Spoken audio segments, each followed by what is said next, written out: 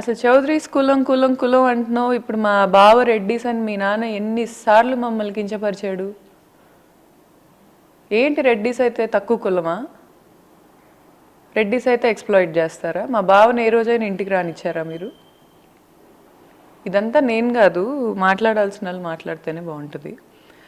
నాకైతే నా బ్రాండ్ 100% నా పేరు మీద అయితే ఉంది సార్. లీగల్ డాక్యుమెంటేషన్ ప్రకారం జనవరి నుంచి ఇతను వీళ్ళ ఫాదర్ కంకణాలు కట్టుకొని ఎవరో నరేంద్ర రాజు అనే గారు హెల్ప్ తీసుకొని సీఎంఓ ఆఫీసుల చుట్టూ తిరిగి, లేకపోతే మేము సిపిని కలుస్తామని చెప్పుకుంటా ఎవరినైనా కలవండి, ఎవరినైనా కలవండి.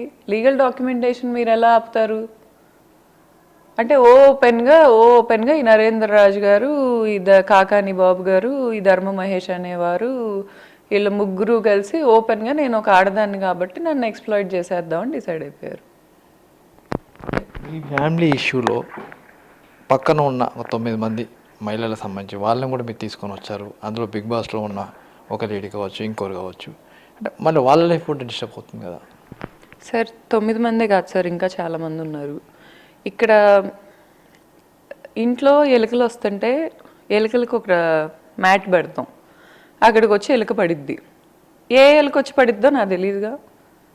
పర్టికులర్ ఈ ఎలుకే ఆ కలుగులో ఉన్న ఎలుకే వచ్చి పడాలని అయితే నేను పెట్టలా.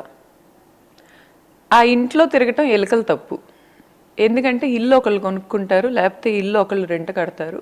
చచ్చి చెడి చాలా కష్టపడి రక్తాలు చిందించి చెమటలు చిందించి రెంట్లు కట్టుకొని ఫర్నిచర్ కొనుక్కొని తిండి వండుకొని తింటా చాలా కష్టపడతా ఉంటారు ఒక గూట్లో.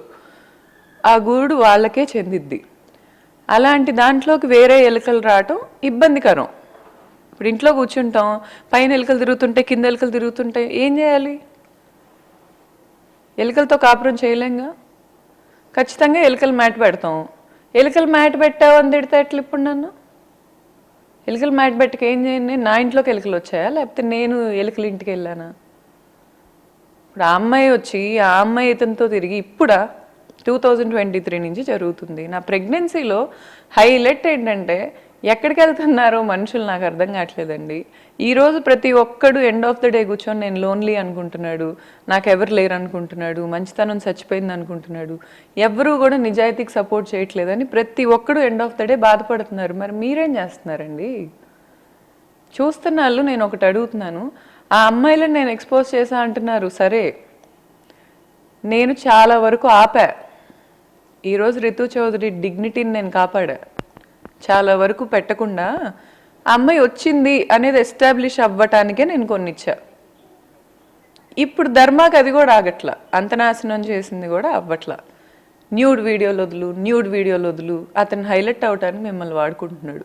As simple as that. నేను నాకు మీమర్స్ ఫోన్ చేశారు కొంతమంది, ధర్మ డబ్బులు ఇచ్చాడు, ఇలా మీమ్స్ ఏమంటున్నాడు, ఇతను మంచోడని మీమ్స్ ఏమంటున్నాడు. అతని మార్కెటింగ్ అతను బాగానే చేసుకుంటున్నాడు, అతని బ్రాండింగ్ అతను బాగానే చేసుకుంటున్నాడు. ఈ రితు చౌదరి లాంటి ఎలుకలే ఇతను ట్రాప్లో పడుతున్నారు. పడకండి. ఎందుకండి? మీకు సింగిల్గా చాలామంది ఉంటున్నారు, లేకపోతే వైఫ్ పర్మిషన్తో తిరుగుతున్న వాళ్ళు చాలామంది ఉంటున్నారు, వాళ్ళతో ఉండండి.